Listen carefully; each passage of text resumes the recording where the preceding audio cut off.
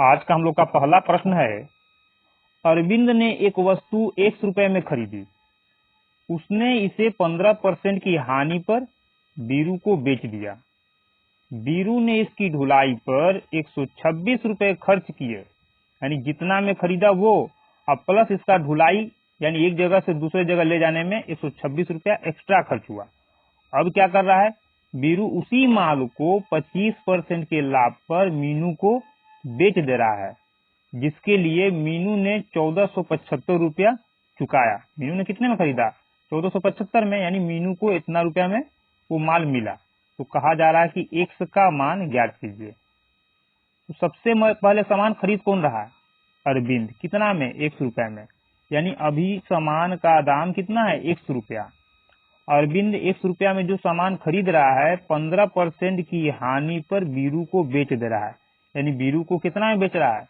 तो 15% हानि का मतलब 100 में से 15 घटाएंगे 85, यानी कि 85% में वो बेचेगा। 85% का सरलतम रूप होता है कितना? 17 पचे 85, 20 पचे 100, यानी 85% न लिखकर हम लोग लिख सकते हैं 17/20। तो अभी जितना वस्तु का दाम है उसका 17/20 में वो बिकेगा। तो कितना बिक जाएगा? 17/20 में, यानी 15% की हानि पर उसका मूल्य इतना हो जाएगा। यानी इतने में वीरू ने क्या किया? सामान को खरीद लिया। क्योंकि अभी कौन बेच रहा है? 15% की हानि पर अरविंद बेच रहा है बीरू को, यानी बीरू ने इतने में सामान खरीदा। कितने में? एक का 17/20 जितना आएगा उतना। अब बीरू क्या करता है? 126 रुपया सामान को एक जगह से दूसरी जगह ले जाने में खर्च करता है, यानी बीरू का अपना टोटल खर्च कितना हो जाएगा? एक्स का 17/20 जो आएगा वो, अब प्लस इसका 126 रुपया एक्स्ट्रा खर्च हुआ वो, यानी कह सकते हैं कि बीरू के लिए टोटल खर्च ये हो जाएगा। अब बीरू जितना खर्च किया अपना खरीदने में और माल के ढुलाई में, उस पर वो 25% का लाभ लेकर मीनू को बेच दे रहा है। यानी मीनू को कितना में बेच रहा है? तो 25% का लाभ लेकर, यानी कितने बिकेगा? तो 25% का लाभ का मतलब 100 का सामान 25 ज्यादा में, यानी कितना बिकेगा? 125% में। और 125% का सरलतम रूप क्या होता है? 25 5 125, 25 चौक 100, यानी कि जितना अभी सामान का दाम है उसका 5/4 में वो मीनू को बेच दे रहा है। कौन? बीरू। यानी कि जो भी इसका सॉल्यूशन आएगा उतना में मीनू ने सामान को खरीदा, लेकिन यहाँ कहा जा रहा है कि मीनू ने सामान को इतना में खरीदा, यानी कह सकते हैं कि बराबर में 1475 ही होना चाहिए। अब हल करके एक्स का मान निकाल लेंगे हम लोग। क्या करेंगे? सबसे पहले 5 से काटेंगे। 5 दूना 10, 5 9 45, 50 25, 4 को यहाँ से हटाएंगे, इसके साथ आएगा, गुना में हो जाएगा। अब क्या करेंगे हम लोग? इन दोनों को गुना करेंगे। जब इन दोनों को गुना करेंगे, कर ही लेते हैं, 5 चौक 20, 9 4 का 36, 37 38 के 8 3, 4 गुना 8 3 11। अब यहाँ कुछ नहीं है, ये तो खत्म हो चुका है, कुछ नहीं है, तो ये 126 क्या होगा? दूसरे साइड में चला जाएगा।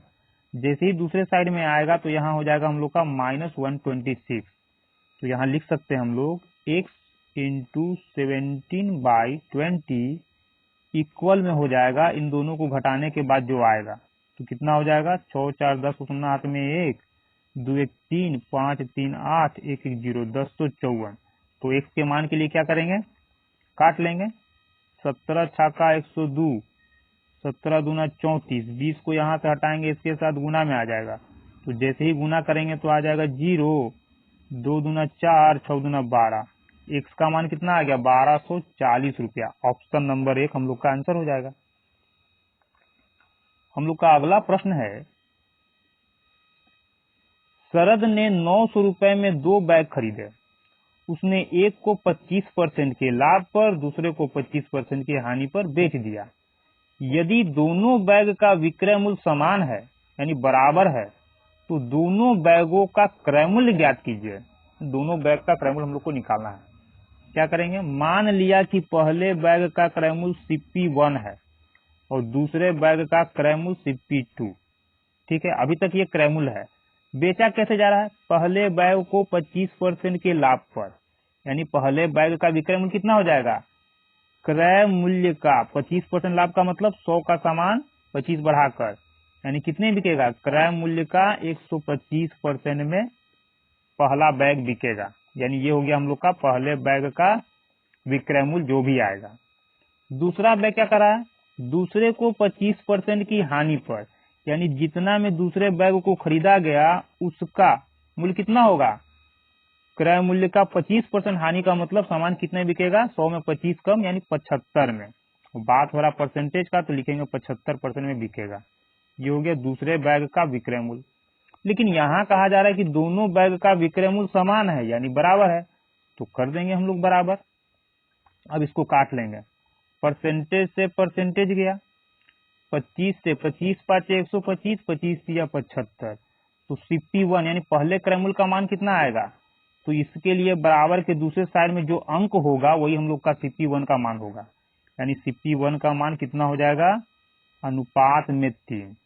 उसी तरह से दूसरे बैग का क्रय मूल्य का अनुपातिक मान कितना हो जाएगा, बराबर के दूसरे साइड में जाएंगे, क्या दिखा हम लोग को, अनुपात में यहाँ हो जाएगा 5, यानी कि पहले बैग का क्रय मूल्य अनुपात के रूप में 3, दूसरे का 5, दोनों का टोटल योग कितना हो जाएगा 8, अनुपात में 8 हो गया दोनों का क्रय मूल्य। जबकि यहाँ कहा जा रहा है कि दोनों को 900 में खरीदा गया था, तो कह सकते हैं कि इसी 8 का मान 900 रुपया होगा। हम लोग को क्या निकालना है, दोनों का अलग अलग रेट निकालना है। तो अलग अलग रेट के लिए यानी 3 अनुपात का मान कितना होगा और 5 अनुपात का मान कितना होगा ये निकालेंगे। तो उसके लिए 1 अनुपात का मान निकालेंगे, 8 एकम 8, 8 एकम 8 10, 8 एकम 8, बचा कितना यहाँ 2, 20, 8 दूना 16, 4 20, 8 बचे 40, यानी 1 अनुपात का मान 112.5 आया। तो 3 अनुपात का मान कितना आ जाएगा, तो इसमें क्या करेंगे 1 अनुपात के मान से यानी 112.5 से गुना कर देंगे। उसी प्रकार से इसके लिए क्या करेंगे, यहाँ भी 112.5 से गुना कर देंगे, तो इसका मान कितना आ जाएगा, गुना करेंगे तो ये हो जाएगा हम लोग का 5 या 15 के 5 हाथ में 1, 12 या 36, 1 37 और 3 एक अंक के बाद दशमलव, इसको गुना करेंगे तो 50, 25 के 5 2 और 12 25 60, 2 62 और 5 एक अंक के बाद दशमलव, यानी पहले बैग का क्रय मूल्य 337.5 रुपया और दूसरे बैग का क्रय मूल्य 562.5 रुपया। ऑप्शन नंबर डी हम लोग का आंसर होगा। हम लोग का अगला प्रश्न है, एक वस्तु 20% के लाभ पर बेची जाती है, यदि उसके क्रय मूल्य और विक्रय मूल्य दोनों में 100 रुपया का कमी कर दिया जाए तो प्राप्त लाभ पहले से 4% अधिक हो जाएगा। पहले लाभ कितना मिल रहा था 20%, अब लाभ कितना हो जाएगा 4% अधिक हो जाएगा। तो क्रय मूल्य ज्ञात कीजिए। इसको कैसे निकालेंगे हम लोग,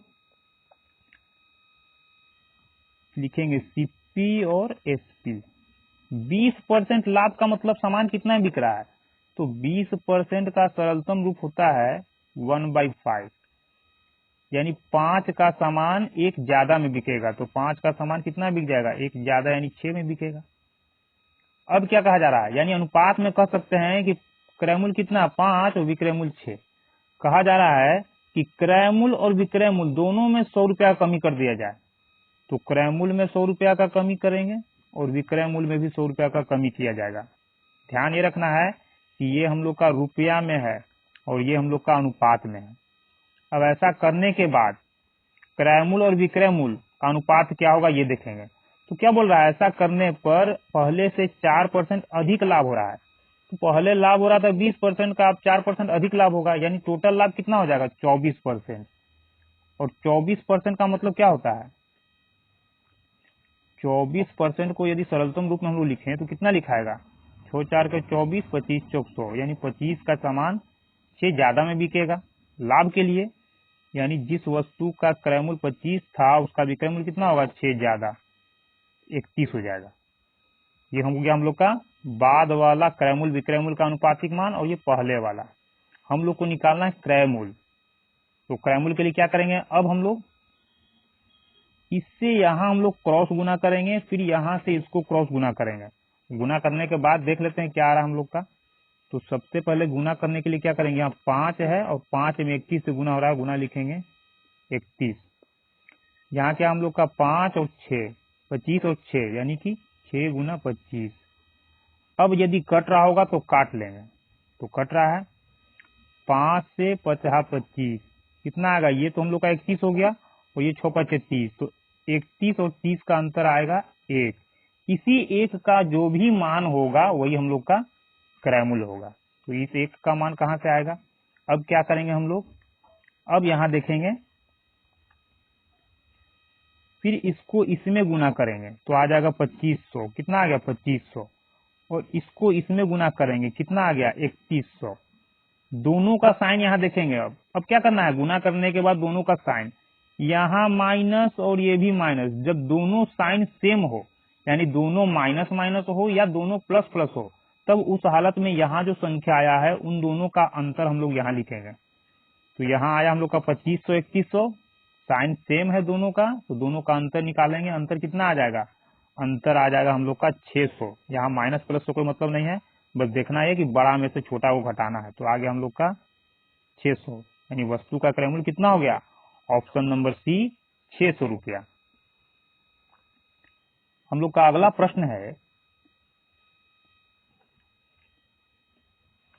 एक वस्तु 28% के लाभ पर बेची जाती है।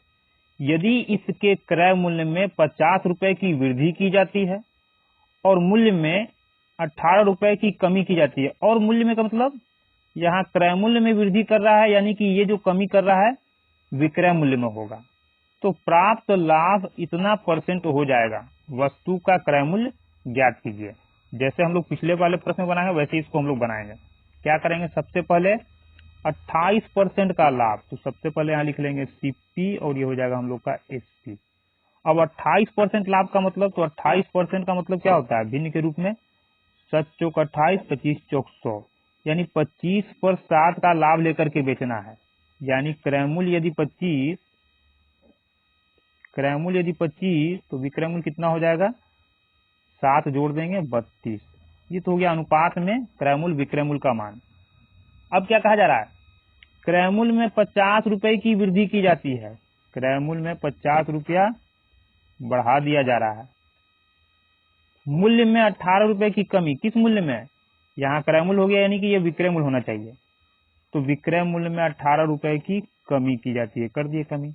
ऐसा करने के बाद फाइनल क्या हो रहा है? सीपी और एसपी कहा जा रहा है कि 11.6% का लाभ हो रहा है। तो 11.6% का मतलब निकालेंगे पहले। तो 11.6%, इसको हम लोग तोड़ लेंगे तो 116। अभी छोड़ देते हैं इसको हम लोग, परसेंटेज के लिए 100 और इसको हटाएंगे तो 1 जीरो और। अब इसको हल करेंगे तो कितना आ जाएगा हम लोग का? 25 चौक 100, 250, 4 दूना 8, 4 9 36, यानी 250 का सामान 29 बढ़ा करके बेचेंगे तब इतना का लाभ होगा। यानी कि यदि क्रय मूल्य 250 तो विक्रय मूल्य कितना होना चाहिए? 29 ज्यादा, तो जोड़ देंगे 250 में 29 तो आ जाएगा 9, 5 2 7 2, 279 रुपया। अब हम लोग को निकालना है क्या? क्रय मूल्य। क्रय मूल्य यानी एक अनुपात का मान ज्ञात करना है। तो सबसे पहले क्या करेंगे? इसको यहां से गुना करेंगे और इसको यहां से गुना करेंगे तो कितना आ जाएगा? 25 का इसमें गुना होगा तो लिखेंगे हम लोग यहाँ 25 गुने 279। 250 का 32 में गुना होगा तो लिखेंगे हम लोग 32 गुने 250। कटेगा तो काट लेंगे पहले। 25 दहिए 250, तो ये कितना है? 279। इसको गुना करेंगे कितना आएगा? 310। तो 310 में से 279 को घटाएंगे तो आ जाएगा हम लोग का 41। इसके बराबर में क्या होगा? अब ये देखना हम लोग को। तो इसके बराबर में क्या होगा? उसके लिए हम लोग क्या करेंगे? इसको इसके साथ गुना करेंगे, यानी 250 का 18 में, तो कितना आएगा? देख ले रहे हैं। तो 250 का 18 में गुना करेंगे तो आ जाएगा 0, 18 पच्चे 90, 9, 18 दूना 36, 36 और 9 6 15 4500, ये आ गया। अब इसको गुना करेंगे तो कितना आएगा? 0, 9 पचे 45 के 5 4, 7 पचे 35, 4 39 से 9 3 और 2 पचे 10, 3 13। अब यहाँ हम लोग देख रहे हैं कि यहाँ साइन प्लस है और यहाँ साइन माइनस है। दोनों साइन क्या अलग अलग।